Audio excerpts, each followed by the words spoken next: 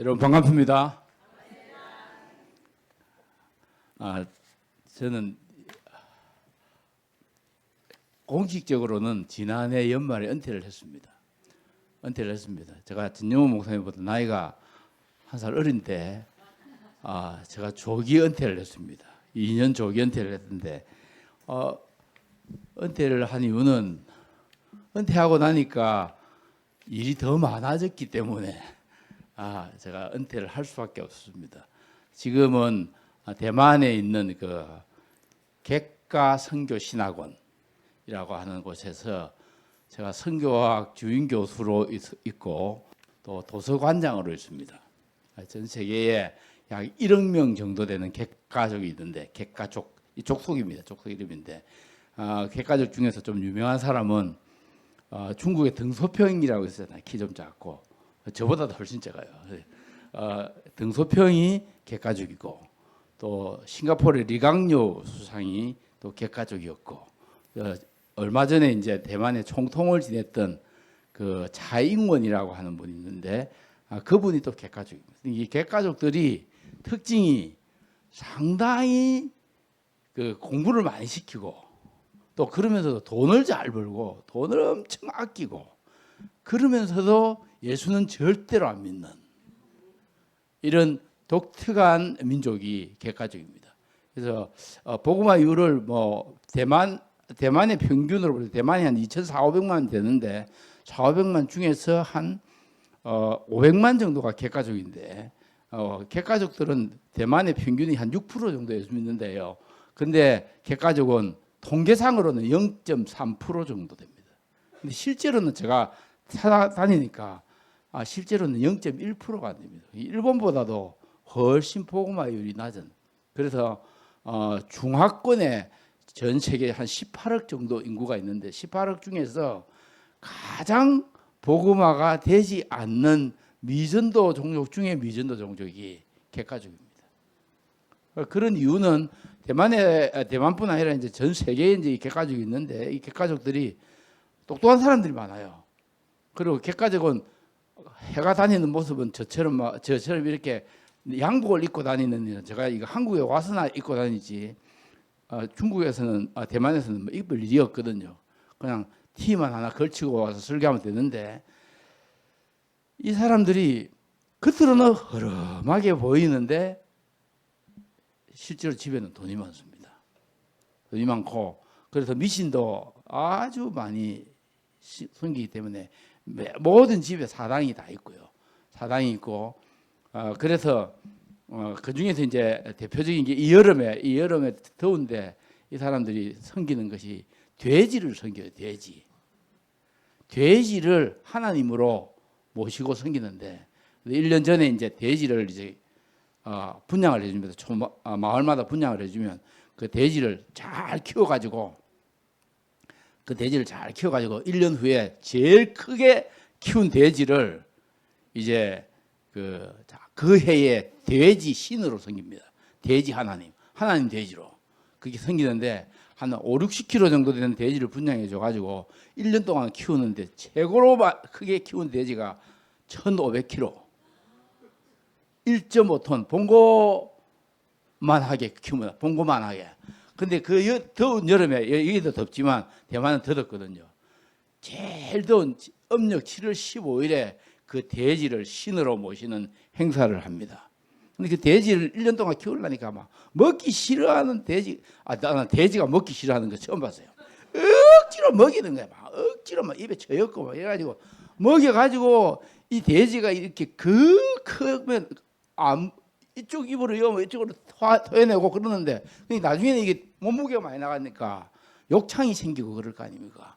욕창이 생기고 그러니까 이게 에어컨을 24시간 빵빵하게 틀어주고 그다음에 또 이제 그 에어컨 틀은 데다가 또 선풍기 틀어주고 그다음 먹기 싫어하는 거 억지로 먹이고 똥 싸는 거 그 자리에서 앉아서 똥 싸야 되니까 치우고 막 이러면서 그렇게 키운 돼지를 그 해에 우리의 하나님 이렇게 섬깁니다. 그걸 돼지 신이라는데 그렇게 이제 그 돼지를 그냥 들지를 못하니까 기중기를 가지고 와서 들어가 무게를 달면 지난해에는 1,500kg짜리 돼지 신이 됐습니다. 근데 그 어리석은 것은 그 돼지를 또 그렇게 신이 되고 나면은 그 돼지를 잡아먹습니다. 자기의 신을 잡아먹어요. 그래서 또 대만이 사면이 바다니까 거기에 있는 해산물 있잖아요. 해산물 넣고 돼지고기, 돼지 비계에다 넣어가지고 집집마다 돌려요. 그러면 그것도 좋다고 이제 그걸 먹고, 그걸 먹는 게 아니고 사실 처먹는 거죠. 처먹고 난 다음에 그 돼지를 이제 그 다음에 하는 일은 뭐냐면은 그 돼지 머리를 딱 떼가지고 우리 돼지 머리 고사진에다 이렇게 놨잖아요. 그런 돼지가 아닙니다. 이 스크린보다 더 커요. 돼지 머리를 펴놓으면. 제가 사실은 그거 사진도 찍어 온 게 다 있는데 그거는 지금 보여드릴 수 없고 설교 시간에 그 돼지를 그렇게 잡은 돼지를 말이죠. 박제를 합니다. 그래가지고 2025년의 돼지, 2024년의 돼지 그래가지고 박제를 쭉 하는데 대만이 반도체가 삼성보다도 더 발전한 나라 아닙니까? TSMC가. 근데 바로 그 옆에 그 돼지 우상을 쫙 펼쳐놓고는 우리의 돼지 신이여 우리를 축복하고 있어. 이렇게 합니다. 그래서 옛날에 이스라엘 백성이 금송아지 섬긴 것은 그 조족지혈이다. 세 발의 피로 그렇게 생각되는 것이 이 나라입니다. 그래서 내가 한 번은 설교를 합니다. 어리석도다. 이 대만 사람들아. 그리스도 십자가가 명백히 보이거든. 이 너희들이 지금 무엇을 지금 섬기고 있느냐. 자, 그렇게 하면서 한 적이 있습니다. 참 어리석은 사람인데 거기에 이제 유일한 전 세계 유일한 1억 명을 위한 그 객가 선교 신학원이 있는데 그리고 대만에 신학교가 많습니다. 신학교가 많은데 한 100개 정도 있어요. 100개 정도 중에서 정식으로 인가받은 신학교가 한 10개 됩니다. 10개. 정식으로 인가받았다는 것은 ATA 뭐 아시아 신학협회 인가받은 근데 제가 그 중에서 한 신학교에서 한국 사람으로는 유일하게 풀타임으로 강의를 하고 중국어로 강의를 하고 그렇게 지내고 있습니다. 그래서 제가 어제도 하루 종일 중국어로 줌으로 중국 대륙에 있는 또 신학교 지하 신학교에 9시간 강의했습니다. 오늘도 1부 2부 마치고 나면 신장로님 집에 이제 방을 한 칸 빌려가지고 거기에서 컴퓨터 켜놓고 저녁 7시까지 제가 강의를 해야 제가 이번에 방학 때 나온 이제 저의 미션이 컴플리티드 돼. 제 사명이 완성되는 거예요. 그래서 총 이번 방학 때 제가 6월 24일 날 왔는데 그때부터 8월 14일까지 해가지고 한 50일 사이에 제가 중국어로 수업을 한 40시간 정도 하고 그 다음에 돌아가면 8월 14일 돌아갈 건데 18일부터 22일까지는 그게 우리 박사과정 학생들 목회학 박사과정 박사과정 학생들을 위해서 또 제가 집중 강의로 더 한 20시간 정도 또 강의를 30시간 강의를 해야 저의 긴 방학이 끝이 납니다. 그래서 하나님이 어제도 제가 하루 종일 중국어로 강의했기 때문에 지금 제가 중국어로 하고 있는지 한국어로 하고 있는지 막 헷갈리고 있는데 여러분 이해하시고 들으시기 바랍니다. 간단하게 여러분 말씀을 보겠습니다. 자, 이게 여러분 이제 성경을 읽었기 때문에 그냥 거기서 이거는 넘어가고요. 그다음에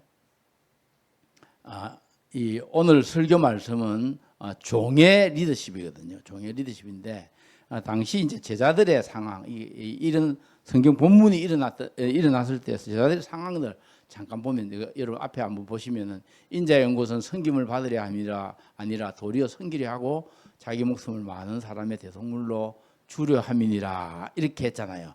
이게 이제 개역 개정인데 여러분 보니까 또 세 번역을 쓰고 있더라고요. 제가 세 번역을 쓰는 줄 알았으면 제가 세 번역으로 PPT를 만들었을 텐데 그래서 이 본문이 나오게 된 배경이 어떤 배경이냐면은 이제 예수님이 지금 십자가에 달리시기 일주일 전이에요. 일주일 전에 이제 여리고를 통해 가지고 이제 예수님께서 예루살렘을 가는데 이 요단강에서부터 이제 여리고까지 거리가 8km 정도 되고요. 여리고에서부터 시작해 가지고 예루살렘까지가 24km입니다. 그러니까 먼저는 이제 여리고에서 좀 쉬었다가 하룻밤 쉬는 동안에 예수님께서 이제 이 여리고에서 삭개오가 구원받는 일이 일어나고 또 바디메오가 눈을 뜨는 사건이 이제 일어납니다. 그런데 그리로 여리고에 가고 있는데 가는 중에 이제 제자들은 가만히 생각해 예수님의 이 십자가 사건을 이해를 못하기 때문에 예수님이 종으로 오셔서 자기를 희생하고 자기를 십자가에 드리려고 하는 이런 예수님의 그 뜻을 알지 못하는 제자들이 어떤 생각을 했냐면 야 이것은 우리가 지금 예루살렘에 가면 예수님이 분명히 왕권을 차지할 것인데 우리가 거기 가서 한 사람은 영의정, 자의정, 우의정 뭐 이런 거 하자 이런 생각이 들어서 세베대의 아들 둘이 요한과 야고보가 자기들 둘만 하면 좀 곤란하니까 엄마까지 동원해가지고 엄마의 치맛바람을 이용해가지고 이 세베대의 아들 야고보와 요한인데 이 부인의 이름이 살로메라고 알려져 있습니다.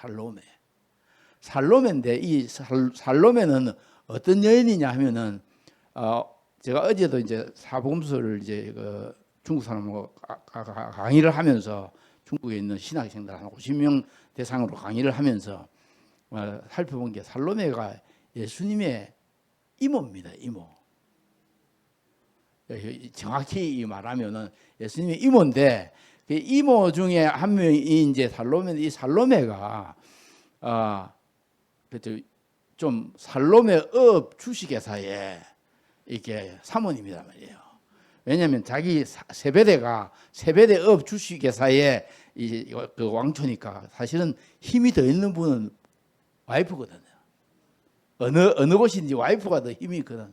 그래서 우리 여기 뭐 전 목사님이든 아니면 여기 신장님이든 장로님들 계셔도 사모님이 눈빛만 조금 달라지면 벌써 긴장을 하고 무엇을 말해야 될지 잘 모르는 게 이게 남자들의 형편이에요. 그래서 저는 오늘 집사람이 안 왔기 때문에 상당히 제가 안심을 하고 그러던데 그래서 그 어머니까지 동원해 가지고 왜냐하면 그 세베대의 업 주식회사에는 자기들 고용인들이 많았기 때문에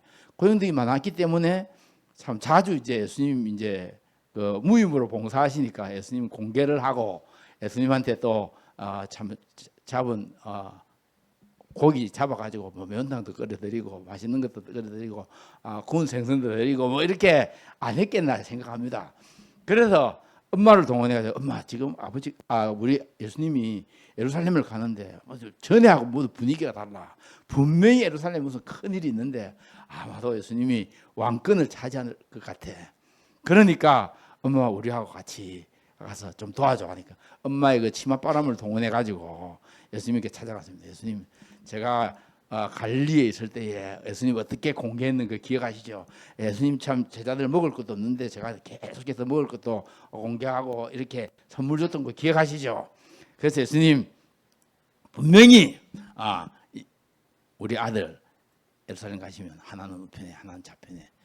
근데 그걸 옆에서 본 다른 제자들이 바보도 아닌데 가만 보니까 이것들이요 엄마를 치맛바람을 동원해가지고 한 자리를 차지하려고 한다는 그것 때문에 열이 받쳐가지고 그래서 막 분을 내고 누가 크냐 이렇게 하면서 변론이 일어났던 상황이었습니다. 자 보십시오. 예수님이 성육신하신 예수님께서 이 땅에 오셔서 인류 구속을 위해서 가장 중요한 십자가를 지시는 일을 하러 가시는데 그것을 이해하지 못하는 사람들은 서로 누가 크냐 변론하고 있을 때에 그들이 예수님이 이 교훈을 하셨습니다. 인자의 온 것은 섬김을 받으려 함이 아니라 도리어 섬기려 하고 자기 목숨을 많은 사람에 대해 선물로 주려 합니다. 이것이 사실은 마가복음의 요절이기도 하고 사복음서가 매우 중요한 요절입니다. 요약인데 우리가 사실 교회에서 목사가 되고 또 장로가 되고 혹은 또 목자가 되고 목자장이 되고 뭐 이렇게 목녀가 되고 하는 이런 것들은 사실은 섬김을 위한 것이다. 이것 이해하지 못하면 우리 중에서 누가 크냐 하라고 이제 이게 뻗댈 수 있을 것 같아요.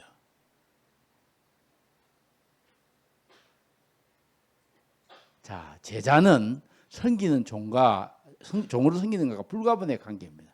당시에 제자를 둘러쓰라 했는데 신분을 나타내는 말이고 제자가 된 사람은 그리스도 안에서 어떠한 존재가 되어야 하는가를 나타내는 말입니다. 섬기다 하는 이 말이 말이죠. 신분보다 기능을 강조하는데 그리스도를 주인으로 모신 제자의 생활이 어떤지를 강조합니다.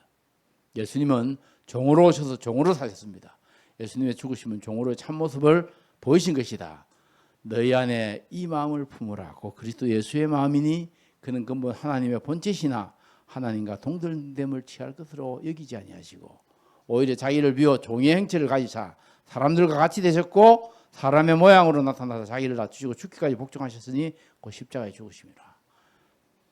예수님께서 요한복음에는 내가 너희가 나를 선생이라 주라 하니 너희 말이 옳다 그러하다. 그럼 내가 주와 선생이 되어 너희 발을 씻었으니 너희도 서로 발을 씻으시는 것이 옳으니라. 이것은 요한복음에만 기록되어 있는 예수님의 순환 사건입니다.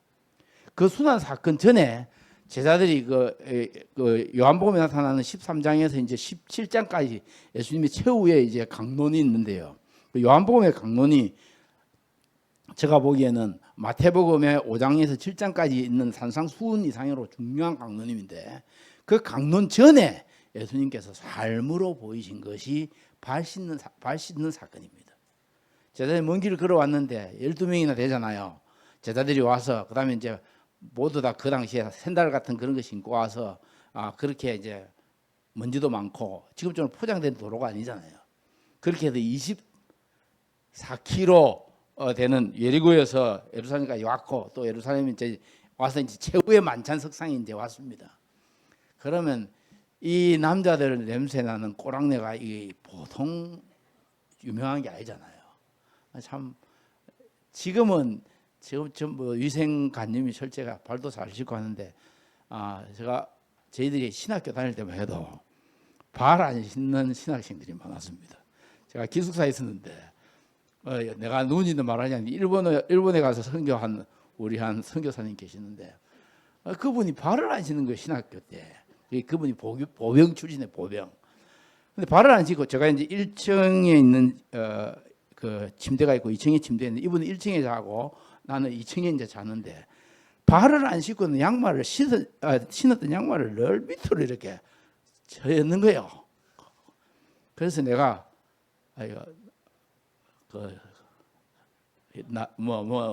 성지까지 말하면 좀 곤란해. 성교사님하고 전도사님 발 좀 씻고 자시죠. 주무시죠. 이러니까 하는 말이 이거 일주일 전에 씻었는데 이러는 거예요. 아휴, 일주일 동안 안 씻. 그러니까 제가 이게 침대에 누가 자로도 우로도 치우치지 못하고 이리 하면 냄새 나고 요래 냄새 나기 때문에 그랬던 기억이 있습니다. 그래서 참 이게 근데 유대인들이 이게 발 더럽잖아요. 그래서 그러면 어느 집에 딱 들어오면 제일 먼저 종들이 계급이 딱 있는데 종들 중에서 제일 하층 계급이에요. 제일 하층 계급이 하는 일이 뭐냐 하면은 발 씻는 일입니다. 하층 위에 이류가 바로 그 위에 있는 종이 하는 일은 뭐냐 하면은 신들매를 풀고 매는 겁니다. 아셨습니까? 그래서 세례 요한이 나는 그의 신들매를 풀기도 감당하지 못하겠다는 것은 아주 제일 낮은 종이 아니고 그보다는 조금 한 수 위의 종이라는 그런 뜻이에요. 그런데 예수님은 친히 자기가 이 세상을 떠나서 하나님께로 가야 될 때가 올 때가 된 줄 아시고 하나님이신 그분이 영광의 자리를 들으신 그분이 친히 허리에 수건을 두르고 한 명 한 명씩 발을 씻었습니다.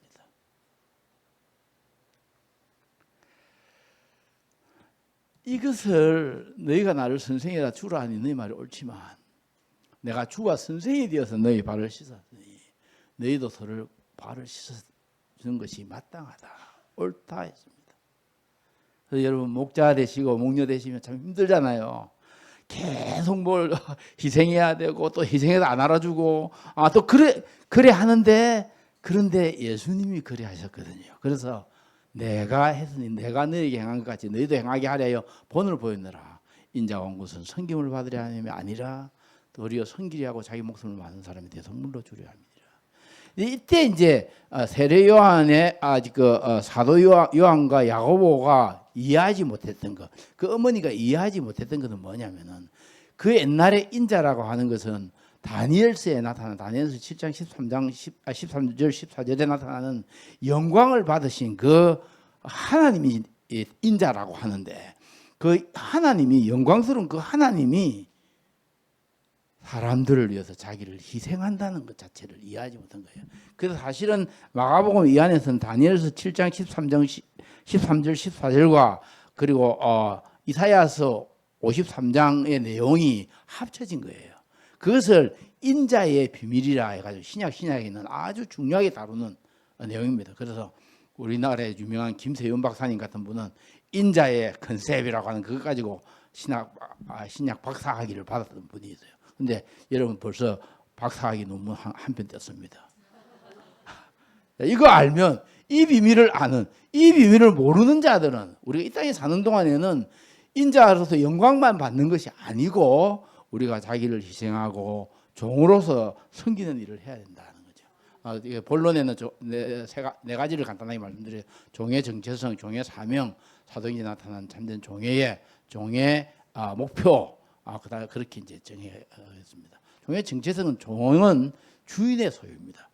출애굽기 19장 4절에서 6절에 보니까 나는 너희 하나님이 되고 너희는 나의 백성이 되리라는 이 말씀이 구약 전체를 통해서 가져간 핵심 메시지인데 하나님의 백성인 우리는 하나님의 소유다. 이 하나님의 소유라는 말이 정확하게 말하면 너가 나의 보물이다 이 뜻입니다.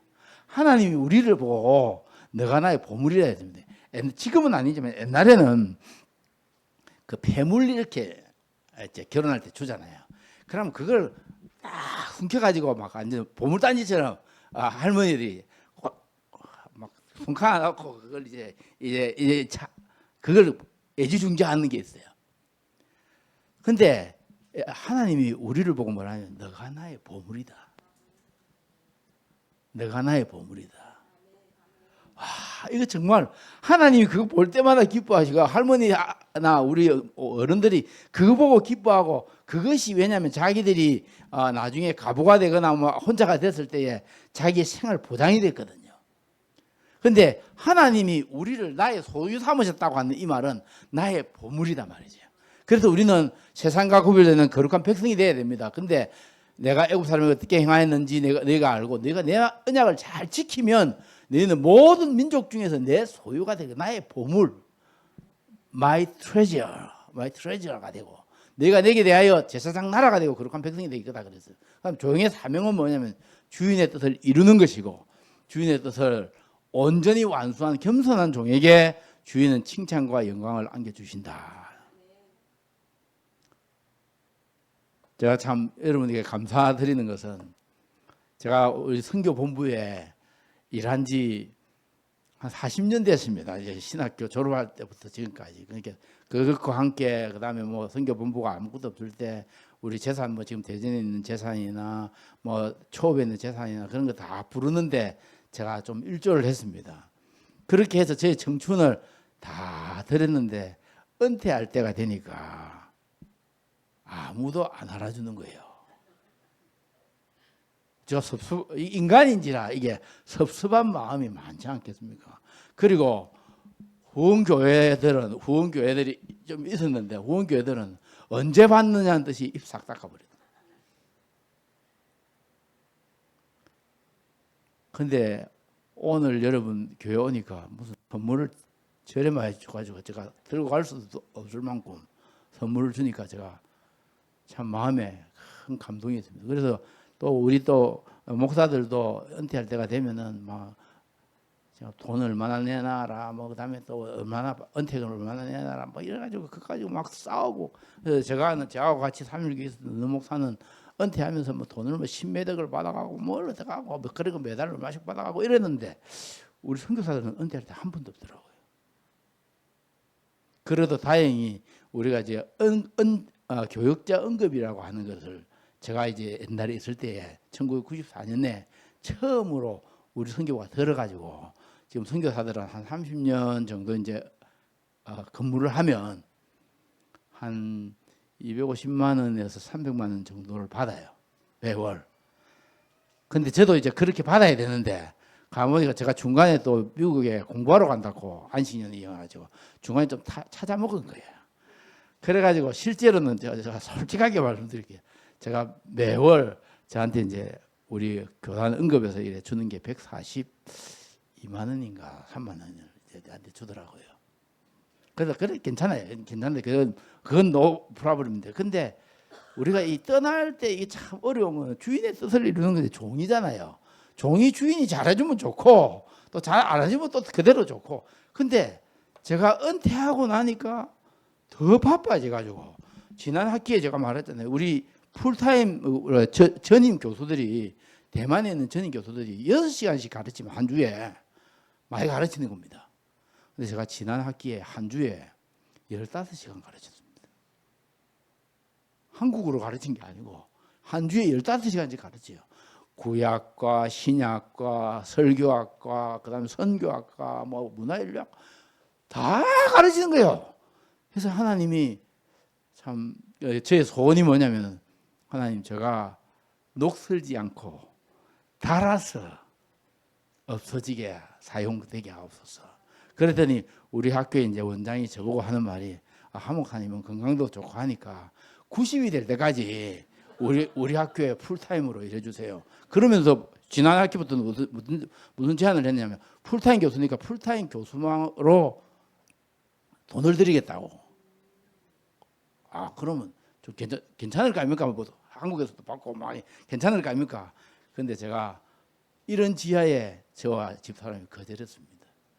제가 지금까지 값 없이 해왔는데, 제가 이제 지금까지는 또 교회의 후원을 받아가지고 했는데, 이제부터는 제가 자비량으로 정말 하나님께 받은 거 그냥 값 없이 갚는 자세로 제가 살겠습니다.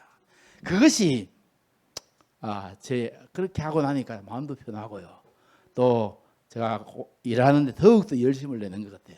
자, 이와 같이 너희도 명령받은 것을 다 행한 후에 이르기를 우리는 무익한 종이라 우리가 하여야 할 일을 한 것뿐이라 할지니라. 제가 뭐 더운데 집에 앉아가지고 막 줌으로 막 강의를 한 40시간 이래 하니까 집사람이 막 보기에 너무 안타까운지, 당신이 이 더운데 이 방은 또 더 더운데 에어컨도 없이 지지네. 그래가지고 제가 오니까 저보고 에어컨 달아라고 집사람이 이제 에어컨 그래서 달아가지고 좀 시원하게 지금 하고 있습니다. 근데 그러면서 당신 이렇게 중국어로 이렇게 강의를 40시간 하면 1시간당 20만 원씩만 당신 쳐도 한 800만 원 정도 받겠네. 이러는 거예요. 그래서 제가 이거 전부 공짜로 하는 거다. 공짜로 하는 거다. 근데 제가 그거 준비하기 위해서 강의안이 300페이지예요. 한글이 아니고 중국어로 300페이지를 준비를 했습니다. 그러면 지난 한 학기 내내 그 고민하고 연구하고 책 읽고 수십 권의 책을 읽고 또 성경을 사복음서는 또 수십 번을 읽고 그렇게 해가지고 나왔는데, 그래서 저도 인간인지라 본전 생각이 나는 거예요. 아이고 내가 이거 지금 제대로 해가지고 제대로 사례를 받았으면 근데 제가 그래서 하나님, 내가 지금 이 투자하는 거 복리로 치가지고 천국에서 갚아주이소. 갚아주이소. 내가 그래서 너희도 명령받은 것을 다 행한 후에 이르기를 우리는 무익한 종이라 우리가 해야 할 일을 한 것뿐이라 할지니라. 이것이 이제 종의 태도고요. 그 주인이 이르렀다 자라했다 착하고 충성된 종아, 내가 적은 일에 충성했을 때 내가 많은 것을 내게 맡았기니 내 주인의 즐거움에 참여할지니라. 제가 지금 대만에서 이제 비자를 얻은 데가 이제 우리 제1대 선교사로 가셨던 김영진 선교사님, 우리 교단에 그분이 이제 1957년에 이제 성지제 갔거든요. 그분 묘지에서 가까워요. 그분 묘지. 그래서 그 묘지가 있는데 야곱산 묘지인데, 그 묘지에 가면 이분의 묘지 명이 뭐라고 되어 있냐면 양무종후라고 되어 있어요. 중국말로 해서 미안합니다. 설명해 주면 착하고 선한 목자, 그리고 충성된 종,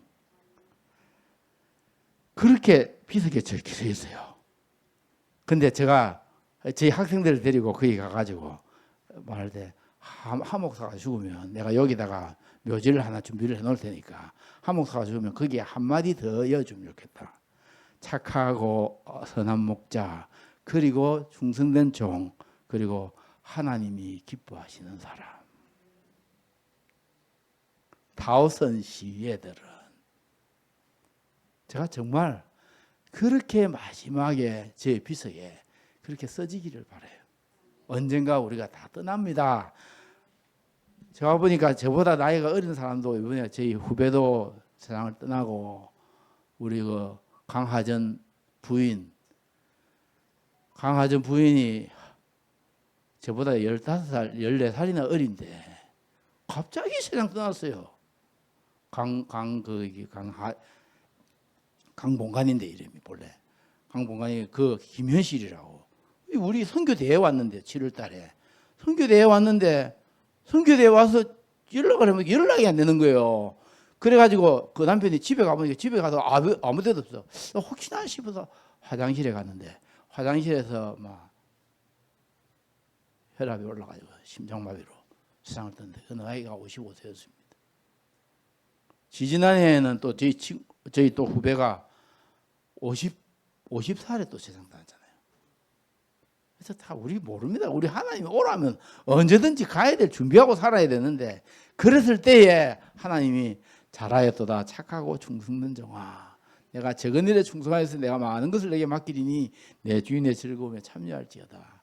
그리고 사도행전에는 참된 종이를 두 가지만 드려요. 스데반과 빌립인데요. 스데반은 온 무리가 이 말을 기뻐해 믿음과 성령이 충만한 사람. 스데반에 대해서 이야기할 때는 늘 믿음과 성령이 충만한 사람이에요. 스데반은 본래 집사진 평신도잖아요. 그죠? 평신도인데 이 사람이 그래도 빌립도 또 평신도였어요.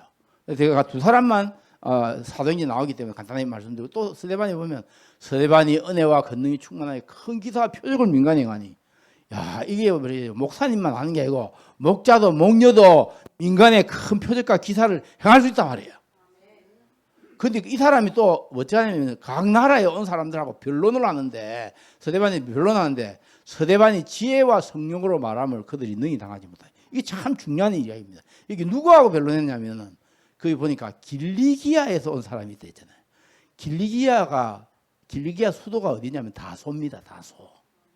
아시겠습니까? 다소에서 온 사람이 누구냐면 사울입니다. 사울이 당대 최고의 종 가말리엘 문화에서 훈련받은 사울이 스데반과 변론하는데, 평신도의 스데반과 변론하는데 스데반이 지혜와 성령으로 말함을 그들이 능히 감당하지 못했단 말이에요. 이게 무슨 뜻이냐 하면은, 사울이 아무리 좋은 학부를 졸업했다 하더라도 영국의 옥스포드, 캠브리지, 아니면 남아의 스탠포시 이런 데다 박사를 했다 하더라도 성령과 지혜로 말하는 것을 감당치 못했다. 소위 저는 저 바람은 신호교에서 잘 훈련받은 목자와 목녀가 고려신학대학원에서 박사학위를 받은 어떤 사람과 함께 변론을 해도 성경의 지식에 있어서, 성경의 능력에 있어서 그들보다도 훨씬 초월한 능력이 있을 수 있다고 생각합니다.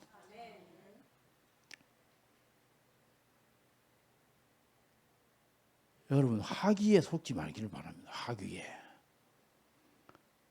학위, 박사라고 하는 게 박이 열벌박이라고도 할 수 있습니다. 그 조금 아는 거예요. 조금 그거 아는 거예요. 그런데 제가 박사 학위를 받고 나니까 진짜 저의 부족함을 많이 느끼게 되더라고요. 내가 성경 너무 모르는구나. 그래가지고 이게 스데반이 지혜와 성령을 말할 때, 그 당시 사울이 이래 생각했을 것 같아요. 이 사람이 어디서 이런 지식을 얻었지? 이 사람은 보니까 학문이 없는 범인인데, 그것도 이제 잘못 오해를 해가지고 학문 없는 범인 타이거맨으로 생각할 수 있어요. 학문과 학문 좀 차이가 있잖아요. 발음은 같죠, 그죠? 다 힘써야 된다, 그냥 넓혀야 된다, 그다음에 그런 게 있잖아요. 그렇지만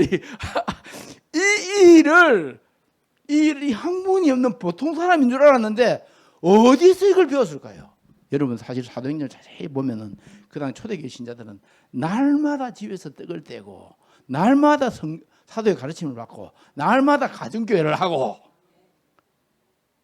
가정교회 전 과정을 마스터했단 말이에요. 마스터하니까 이 사람이 가진 성경의 지식이 얼마나 탁월했냐면 그 탁월한 것이 사도행전 7장에 나옵니다.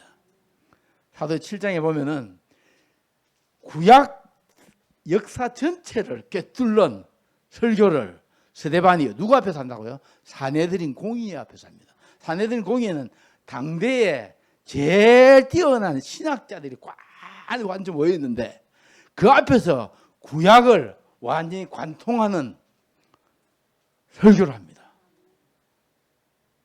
여러분, 이 설교가 어떻게 기록되었을까요? 누가 그 당시에 했던 사내들인 공의의 회의록을 참고했을까요? 아니요. 사울이 기억하고 있었어요. 사울이 후에 회심하고 난 다음에 누가가 사도행전을 쓸 때 당시에 그때 스데반의 모습이 어땠냐니까 천사 같더라 뭐 그러면서 우리를 위해서 용서해달라고 기도하더라 그런 성령 충만한 이야기도 하고 근데 혹시 사울 당신 바울 사도요 당신 스데반이 한 설교 기억하겠습니까? 기억하다 말다 내가 그 가말리엘 문에 제우스 졸업생인데 그래서 그걸 쭉 이야기한 것이 사도행전 7장의 설교입니다. 그 7장의 설교가 여러분 사실은 열심히 연구하면 얼마나 놀라운 거냐면 사도행전에 나타난 여러 설교 중에서 제일 긴 설교입니다. 또 사도 바울의 서신 13권의 서신을 비교해보면 사도 바울의 신학이 스데반의 설교를 기초하고 있다는 걸 알 수 있습니다. 자, 여기에 평신도가 있습니다. 스데반이. 근데 이 평신도가 성경에 통달한 사람입니다. 그리고 지혜와 성령이 충만한 사람입니다. 오늘날에 평신도를 완전히 깨운다 해가지고 우리 옥하는 목사님 이야기했지만 평신도를 완전히 병신도로 만들어 놓는 것이 한국의 목사들의 세계입니다.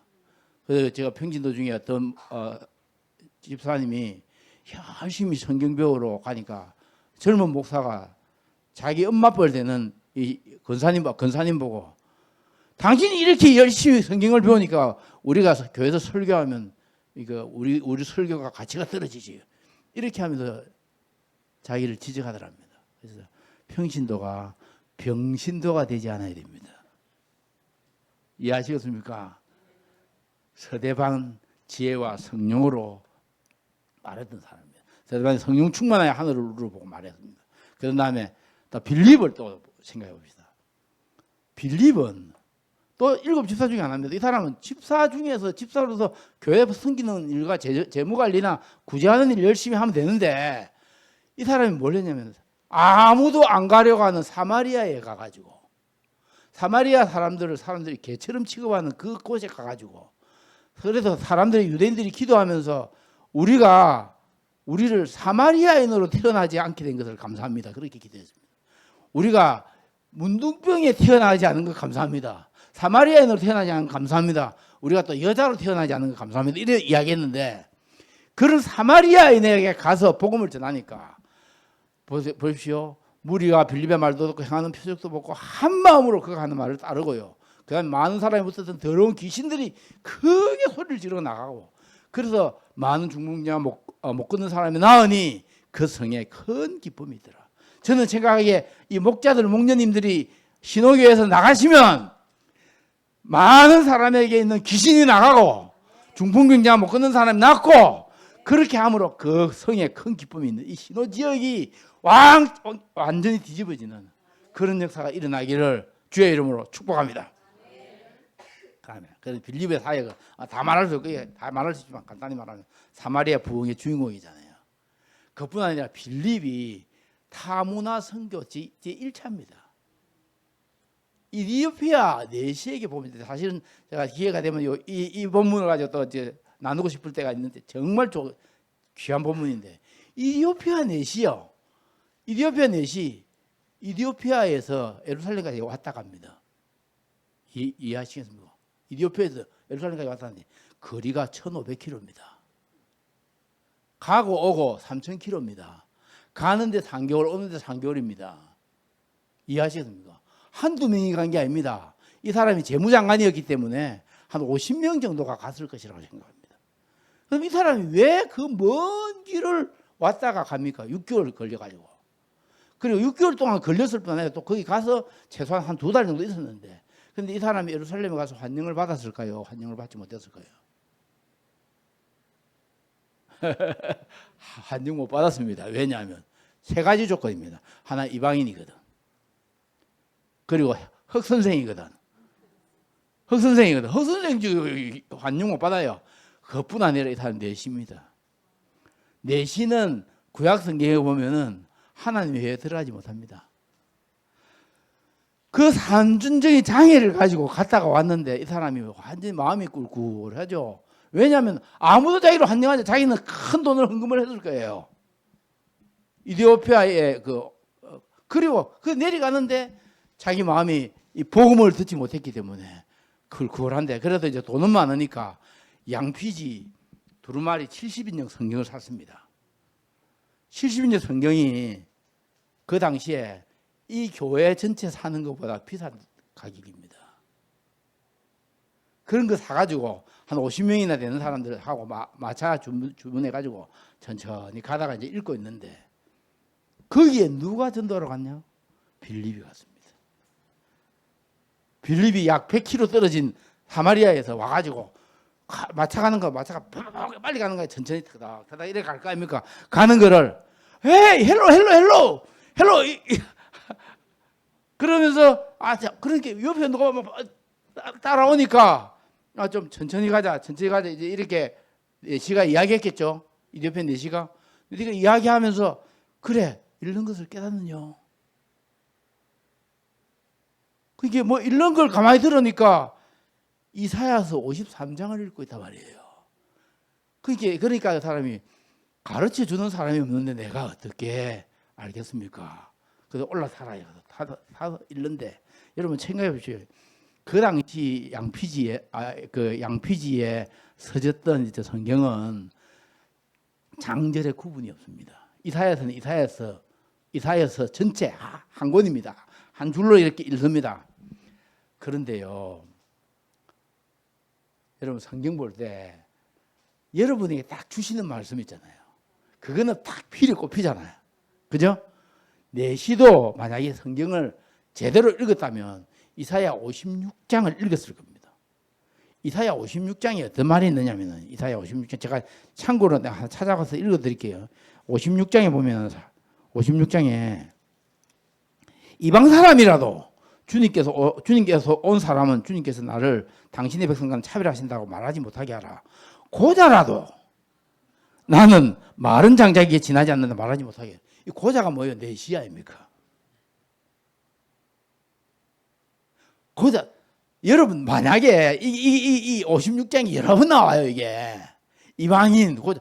이 자기는 보니까 이방인 고자 그때 흑선생 여러 가지 불리한 장애가 있는데, 근데 이 뭐라네요? 이러한 사람에게 주님께서 말씀하신다. 비록 고자라도 사절해 나의 안식일을 지키고 내 언약을 지키면 내가 아들 딸의 이름을 남기는 것보다 더 낫게 해주겠다. 그 이름이 잊지 않도록 해주겠다.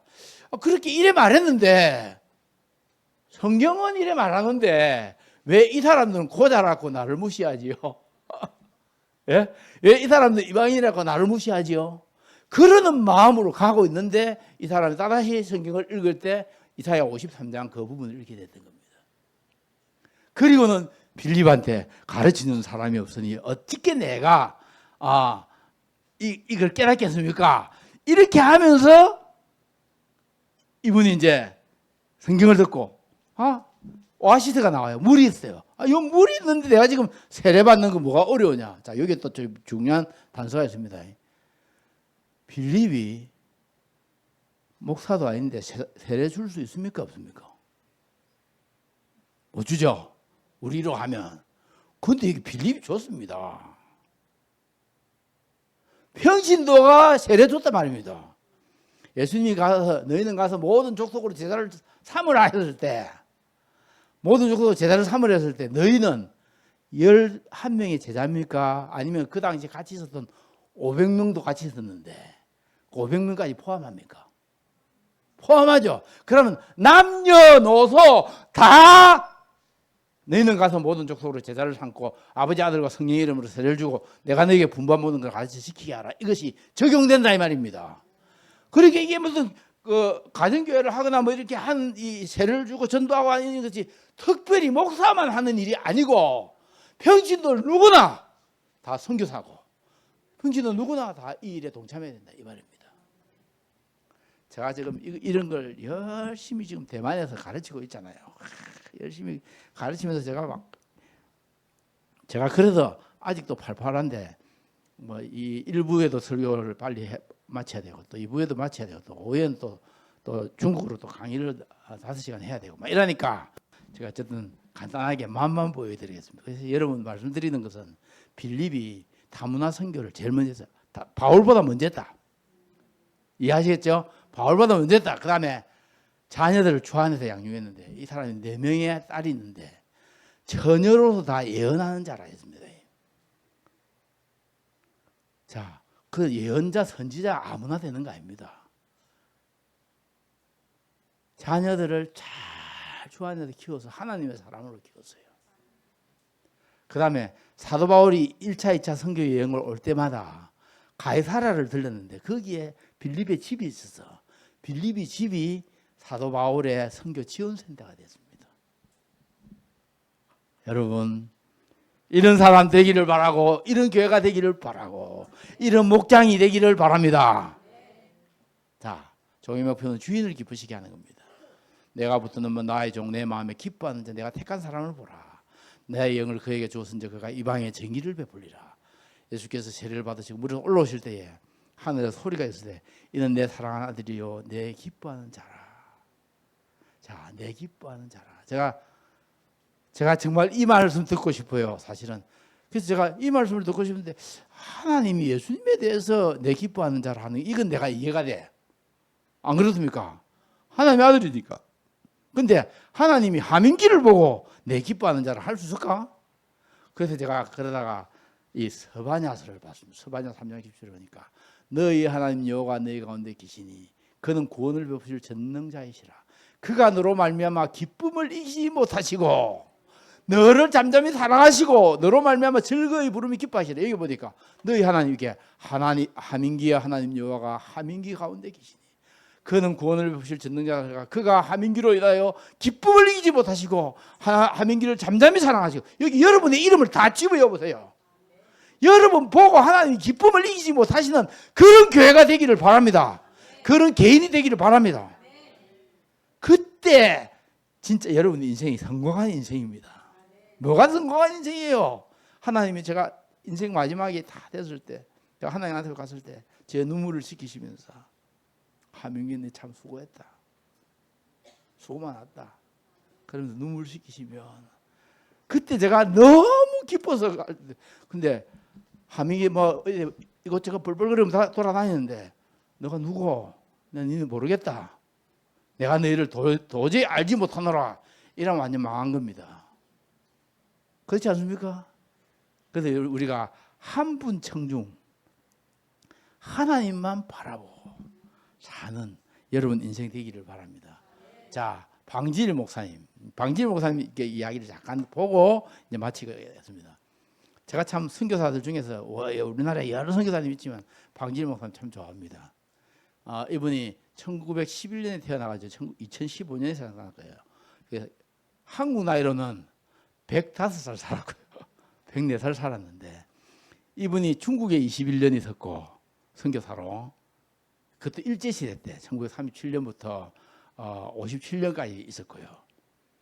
또 나아가지고 또 영등포 교회를 또 이제 목회를 하시면서 그것도 21년 해가지고 70에 이제 은퇴를 하시고는 70부터 100살까지 30년을 매주 월요일 성경 공부를 목회자들과 함께 인도를 했습니다. 그렇게 해가지고 이분이 사실은 박윤선 박사님보다도 더 똑똑한 사람이 있습니다. 그 당시에 평양의 숭실대학이 우리나라의 유일한 4년제 대학이었습니다. 알라는 거 그때 연희 전문 연세대학이나 보성은 2년제고요. 이 숭실대학이 4년제인데 숭실대학교 때 영문과를 나왔고 그 당시 영어를 잘 배웠습니다. 그리고 또 평양신학교를 나와가지고 약 27살의 나이로 자기도 미국에 유학할 수 있었는데 미국 비자를 받았어요. 포기하고 박윤선은 가고 자기 친구 박윤선이 박윤선 박사는 가고 자기는 가지 않고 중국에 선교사를 갔잖아요. 중국에 선교사를 갔는데 21년 동안에 전쟁이 4번 났습니다. 중국에 청일 전쟁, 러일 전쟁 뭐 이런 거 있잖아요. 그래야 심지어는 한국 전쟁까지. 그래서 한국 전쟁이 끝나고 57년에 포로 교환의 형식으로 이분이 와서 이제 또 목회를 시작했는데 이분이 하기를 주님을 위해서라면 녹슬지 않고 닳아서 없어지겠다는 일사의 각오를 가지고 평생 사신 분으로 한국교회 기방이 되는 분이었습니다. 저도 얼마나 살지는 모릅니다만은 하나님이 건강 주시고 힘 주시면 제가 녹슬지 않고 닳아서 없어지겠다는 그런 마음이 있어서 이분의 것을 잠깐 봅니다. 자, 보시다. 동영상. 자, 소리 내서 들으십시오. 아니 나도 지금 한 80년 내가 목사 받은 지가 71년인데 한 80년 지금 교회 강단을 지키며 있는데 제일 중요한 말이 가만. 내가 해서 내가 뭐 하려고 그래 안 돼요. 가만히 있어서 하나님이 하시는 것을 보고 또 하나님께서 나 위해 싸워주신다. 그가 나를 위해 싸워주신다는 거예요. 난 가만히만 있기만 되는데 내가 앞세면 하나님 앞에 내가 먼저 앞서 나가면 하나님 하시는 일을 방해하는 거란 말이에요. 여기 가만히 있는 말이 중요해서 내 이 말씀에 큰 힘을 얻어서 또 지금도 모든 일은 하나님께서 해주시는데 난 가만히 있어야 돼. 내가 먼저 하나님 앞에 나서면 하나님 일 못하시게 하는 말이에요. 그런 거로 난 가만히 있는 것이라. 이래서 이 말씀에 큰 힘을 얻어서 뭐 그전도 그랬지만 지금도 무슨 어려운 일이 있으면 하나님께 다 부탁하고 하나님이 나 위해서 해주신다. 그것으로 만족한 거예요.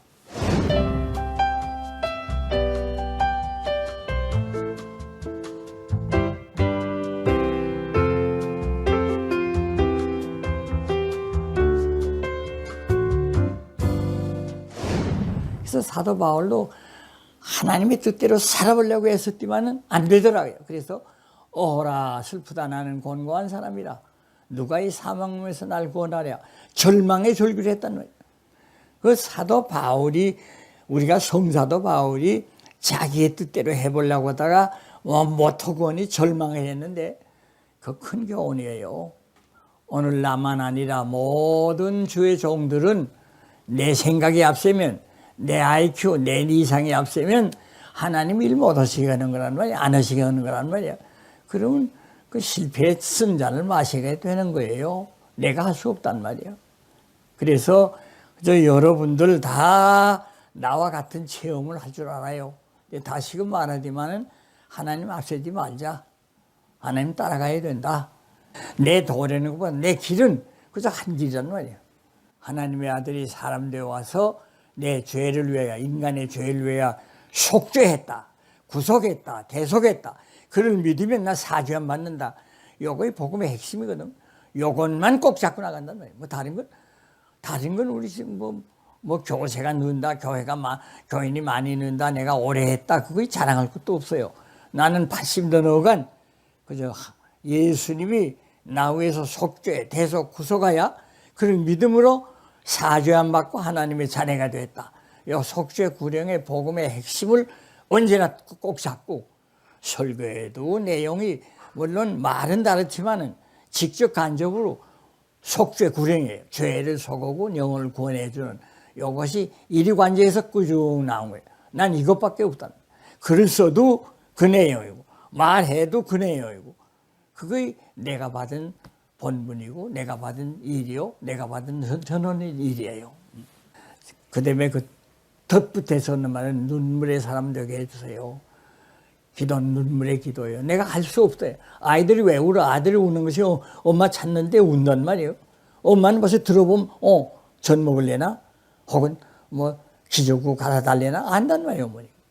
우리 눈물의 기도는 하나님 다 알아줘요. 그리 나는 요즘에 눈물의 사람 되게 했어요. 눈물의 기도, 회개의 눈물도 눈물, 감사의 눈물도 감사도 눈물로, 또 사랑의 눈물도 눈물로 기도하면 그 기도는 나를 감화시키고 다른 사람을 감화시키고 하나님을 감화시켰단 말이 너무 이건 미안한 말이면 하나님을 내가 뭘 감화시켜. 그러나 눈물의 기도는 하나님을 움직여요. 하나님이 눈물의 기도 성경에 있어요. 내 눈물을 주의 병에 담으소서. 내가 흘린 눈물 하나님이 다 담아둬요. 내가 수건에 붙였든지 뭐 마루방에 흘렸든지 내가 눈물 닦아서 다 말렸든지 하나님은 다 그걸 거두어서 병에 담아두었다가 이래에 나갈 때 야, 네가 이렇게 눈물을 했구나. 내 눈물이 이렇게 했구나. 회개의 눈물이야.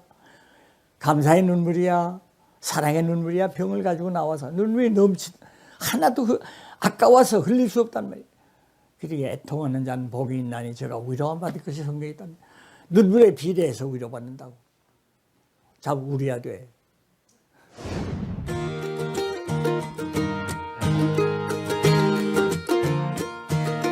말씀을 마치겠습니다.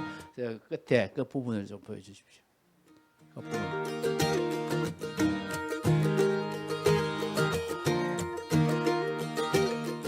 이분이 100살이 됐을 때 자기 후손들 다 모아가지고 호텔에서 이제 백수 생일 잔치를 했는데 160명이 모였습니다. 참 복되죠. 목사도 많이 났고요. 그래서 저는 한국에 있는 여러 선교사님들 중에 우리 교회 안에도 있지만 정말 이분을 저의 귀감으로 삼고 싶고 또 여러분도 참 나의 눈물을 주의 병에 담으소서. 이게 왜 이게 간단하게 그 말씀드리면 그 당시에는 멀리 누가 죽으면 친척이 죽으면 내가 못 가잖아요. 조그마한 병에다가 눈물을 담아가지고 그걸 대신 보냈습니다. 그게 조의금이었습니다. 내가 너와 같이 이렇게 같이 울고 있다. 마지막 결론. 자, 보십시다. 마지막. 예. 주님이 참으로 내 인생의 주인이신가? 나의 일생의 사명은 주님의 뜻을 이루는 것인가? 나는 주님을 닮아가는 주인의 손에 들려 사용되는 도구인가? 아니면 나의 뜻과 야망을 이루는 자인가? 나의 생의 목표는 주인을 기쁘시게 해드리는 삶인가? 기도하시겠습니다.